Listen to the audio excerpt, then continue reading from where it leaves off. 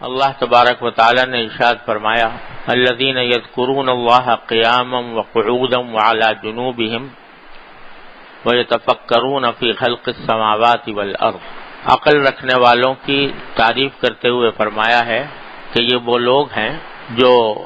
اللہ تعالیٰ کا ذکر کرتے ہیں کھڑے بھی، بیٹھے بھی اور لیٹے بھی، اور آسمانوں اور زمین کی تخلیق کے بارے میں غور کرتے ہیں۔ اور رسول اللہ صلی اللہ علیہ وسلم نے فرمایا لِكُلِّ شَيْءٍ ثَقَالَةٌ وَثَقَالَةُ الْقَلْبِ ذِكْرُ اللَّهِ، کہ ہر شے کی ایک چیز ثقل کرنے والی ہوتی ہے، یعنی چمکانے والی ہوتی ہے، اور قلوب کو چمکانے والی چیز اللہ کا ذکر ہے۔ ذکر کے معنی لغت میں یاد رکھنا ہے، اس کا مقابل نسیان یعنی بھول جانا ہے۔ یاد رکھنا دو طرح سے ہوتا ہے، ایک صوری اور ایک حقیقی۔ صوری زبان سے یاد کرنے اور نام لینے کو کہتے ہیں، اور حقیقی ادائے حقوق کو کہتے ہیں۔ ذکر لسانی یعنی زبان سے یاد کرنا بھی ذکر اللہ کا ایک فرض ہے مگر ناقص، اور ذکر حقیقی ذکر اللہ کا فرض کامل ہے۔ اگر دونوں جمع ہو جائیں یعنی ادائے حقوق کے ساتھ ذکر لسانی بھی ہو تو سبحان اللہ درجہ اکمل ہے۔ غرض کوئی خیر دنیا و آخرت کی نہیں ہے جو ذکر اللہ میں نہ آ گئی ہو۔ یہ جو بار بار عرض کرتا ہوں کہ اپنے سوچ کا رخ موڑنے کی ضرورت ہے کہ دن رات ہم جو دنیا کے کاموں اور دنیا کی راحتوں اور اس کی لذتوں کے خیال میں مگن رہتے ہیں، ان خیالات کا رخ اللہ جل جلالہ کی طرف، اللہ تبارک و تعالی کے ذکر کی طرف اور اللہ تبارک و تعالی کی نعمتوں کی طرف موڑنا چاہیے، اور اس رخ موڑنے کے نتیجے میں انشاءاللہ اللہ تبارک و تعالی کے سے دن بدن قرب حاصل ہوگا۔ اللہ تبارک و تعالی ہمیں آپ کو سب کو اس کی توفیق عطا فرمائے۔ لیکن یہ جیسا پہلے بھی عرض کیا تھا، یہ ایک لمحے میں، ایک دن میں، ایک دم سے یہ بات نہیں ہوتی، کیونکہ انسان کے خیالات جو ہیں وہ اس کے اختیار میں نہیں ہوتے، اکثر و بیشتر غیر اختیاری طور پر خیالات آتے رہتے ہیں۔ لیکن اللہ تبارک و تعالیٰ کی سنت یہ ہے اور تجربہ بھی یہ ہے کہ جس چیز کی اہمیت زیادہ ہوتی ہے اور جس سے محبت زیادہ ہوتی ہے اس کا خیال زیادہ آتا ہے۔ اگر انسان کو اپنے پیسے کمانے کی اہمیت ہے دل میں اور دنیاوی راحت و آرام کی اور لذتوں کی اہمیت دل میں ہے تو اسی کے خیالات زیادہ آئیں گے۔ کسی شخص سے، کسی ذات سے، کسی کام سے، کسی چیز سے محبت ہے تو اس کے خیال زیادہ آئیں گے۔ تو اللہ تبارک و تعالی کے حضور پیش ہونے اور اللہ تبارک و تعالی کے سامنے جواب دہ ہونے کی اہمیت جب دل میں بیٹھے گی کہ پتہ نہیں کس وقت میری موت آ جائے، کس وقت میری آنکھ بند ہو جائے، کس وقت میں قبر میں پہنچ جاؤں، کس وقت میں اللہ تبارک و تعالی کے حضور حاضر ہو جاؤں، جب اس بات کی اہمیت دل میں آئے گی کہ آخرت زیادہ اہم چیز ہے بنسبت دنیا کے، دنیا کا کچھ پتہ نہیں کتنے دن کی ہے، اور جو لذت ہے، جو راحت ہے، جو مزہ ہے دنیا کا وہ فانی ہے، فنا ہو جانے والا ہے۔ کوئی لذت کامل نہیں، کوئی راحت کامل نہیں، مکمل نہیں۔ ہر لذت کے ساتھ، ہر راحت کے ساتھ کسی نہ کسی غم کا کانٹا لگا ہوا ہے، کسی نہ کسی فکر کا کانٹا لگا ہوا ہے۔ بڑے سے بڑا صاحب اقتدار، بڑے سے بڑا سرمایہ دار، مالدار، دولت مند،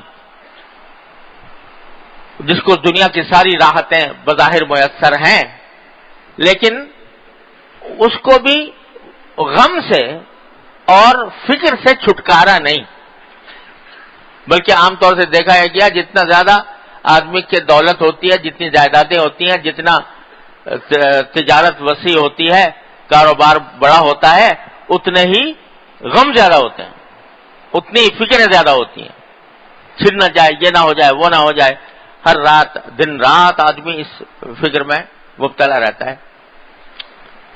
تو دنیا کی نہ کوئی راحت مکمل اور نہ کوئی لذت مکمل، ہر ایک کے ساتھ غم کا، فکر کا کانٹا لگا ہوا ہے۔ اور آخرت اول تو دائمی، ہمیشہ کے لیے ہے، کبھی ختم نہ ہونے والی، اور اس میں اگر اللہ تبارک و تعالی اپنے فضل و کرم سے، اپنی رحمت سے نواز دیں اور اہل جنت میں شامل فرما لیں، تو صرف ایک نعمت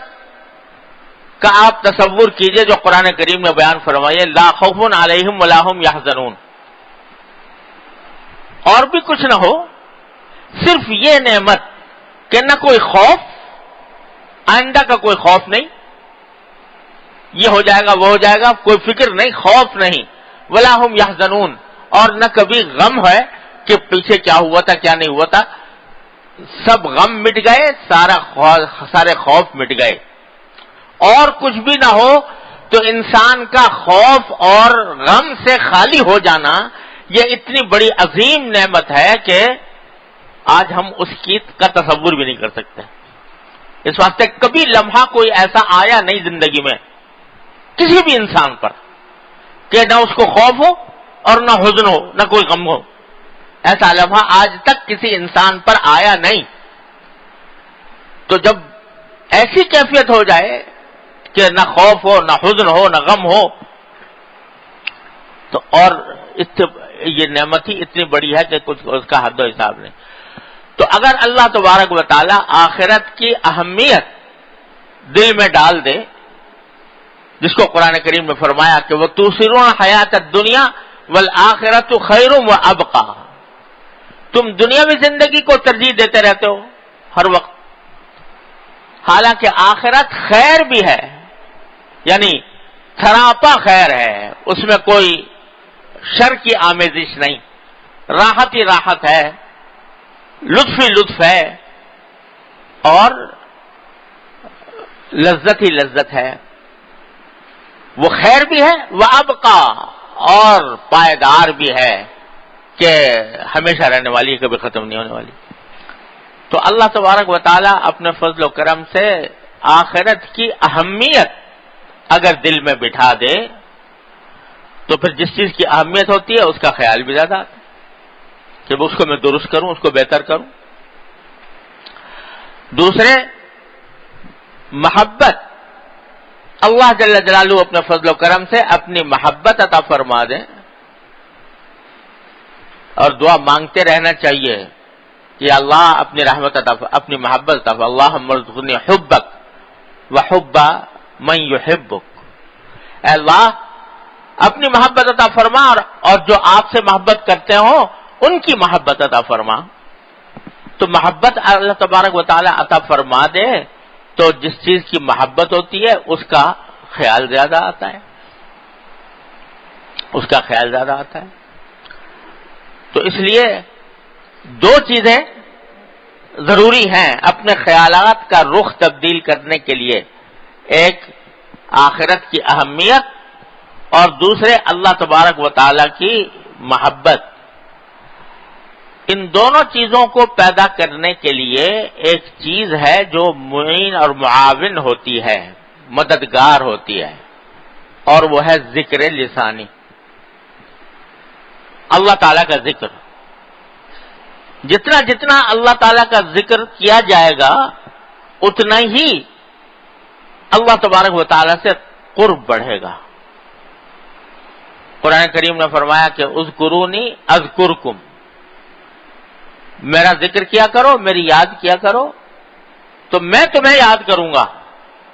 جب اللہ یاد کرے، اللہ تبارک و تعالی یاد کریں کسی کو تو پھر اس کو اپنا قرب بھی عطا فرمائیں گے۔ اس لیے اس بات کو کہ اللہ تعالی نے دونوں یہ جو آیتیں پڑھی سورہ آل عمران کی کہ الذین یذکرون اللہ قیاما وقعودا وعلی جنوبہم ویتفکرون فی خلق السماوات والارض، دونوں چیزوں کو ساتھ ساتھ ذکر کیا اللہ تبارک و تعالی نے کہ یہ فرمایا ان فی ذلک لآیات لأولی الالباب، نشانیاں ہیں عقل رکھنے والوں کے لیے۔ عقل رکھنے والا کون ہے؟ وہ نہیں جو پیسے زیادہ پیدا کرتا ہو، وہ نہیں جو جاہو منصب جس کے بعد بہت زیادہ ہو، دنیا مال و دولت جس کے بعد، بلکہ فرمایا عقل والے وہ ہیں الذین یذکرون اللہ قیاما وقعودا وعلی جنوبہم، جو اللہ تعالیٰ کا ذکر کرتے ہیں کھڑے بھی، بیٹھے بھی، لیٹے بھی۔ وَيَتَفَكَّرُونَ فِي خَلْقِ السَّمَاوَاتِ وَالْأَرْضِ، اور غور کرتے ہیں آسمان و زمین کی تخلیق میں کہ یہ اللہ تعالیٰ نے بیکار پیدا، ربنا ما خلقت ھذا باطلا، پروردگار یہ چیزیں، یہ آسمان، یہ زمین، یہ چاند، یہ سورج، یہ ہوائیں، یہ سمندر، یہ پہاڑ، یہ پوری کائنات، یہ آپ نے بے فائدہ پیدا نہیں کر دی، ویسے ہی لغو پیدا نہیں کر دی، بیکار پیدا نہیں کر دی، بلکہ اس لیے پیدا کی ہے تاکہ اس کے ذریعے ہم جنت کی ابدی زندگی حاصل کریں۔ یہ سوچتے ہیں، یہ تفکرون فی خلق، تو فکر، سوچنا اور ذکر یعنی اللہ تبارک و تعالیٰ سے ذکر کو پہلے ذکر کیا، فکر کو بعد میں، کہ جب آدمی ذکر کرتا ہے اور کثرت سے کرتا ہے، چلتے بھی، پھرتے بھی، کھڑے بھی، بیٹھے بھی، لیٹے بھی، تو اس کے نتیجے میں اللہ تبارک و تعالیٰ اس کے اندر فکر بھی پیدا فرما دیتے ہیں، سوچ اس کی تبدیل ہو جاتی ہے، وہ سوچ کی طرف، سوچ اس کی آخرت کی طرف مڑ جاتی ہے، اللہ تبارک و تعالیٰ کی طرف مڑ جاتی ہے۔ اس لیے ذکر جو ہے یہ ایک زینہ ہے اس منزل تک پہنچنے کے لیے۔ ذکر سے بڑی مراد ذکر لسانی ہے۔ حضرت نے یہاں فرمایا کہ ذکر کی دو قسمیں ہیں، ایک ذکر لسانی یعنی زبان سے ذکر کرنا، اور ایک ذکر قلبی یعنی قلب سے ذکر کرنا۔ زبان سے ذکر کرنے کے معنی تو یہ ہے کہ کوئی نہ کوئی ایسا اللہ تبارک و تعالیٰ کا آدمی نام لیتا رہے، اللہ تعالیٰ کی تعریف میں جو کلمات ہیں، سبحان اللہ، الحمدللہ، لا الہ الا اللہ، یہ کلمات زبان پر اس کے آتے رہیں۔ اور ذکر قلبی کے معنی یہ ہے کہ اس کا دل اللہ تبارک و تعالیٰ کی طرف لگا ہوا ہو، اور اس کا مظاہرہ اس طرح ہوتا ہے کہ جتنے اس کے ذمہ حقوق ہیں سب ادا کرے، اللہ تعالیٰ کے حقوق ادا کرے، اپنے بندوں کے جو حقوق اللہ تبارک و تعالیٰ نے اس کے ذمہ رکھے ہیں ان کو ادا کرے، اور اللہ کی رضا کے لیے ادا کرے۔ تو یہ ذکر قلبی کا ایک بڑا وسیع مفہوم ہے، لیکن زینہ اس کا یہ ذکر لسانی ہے۔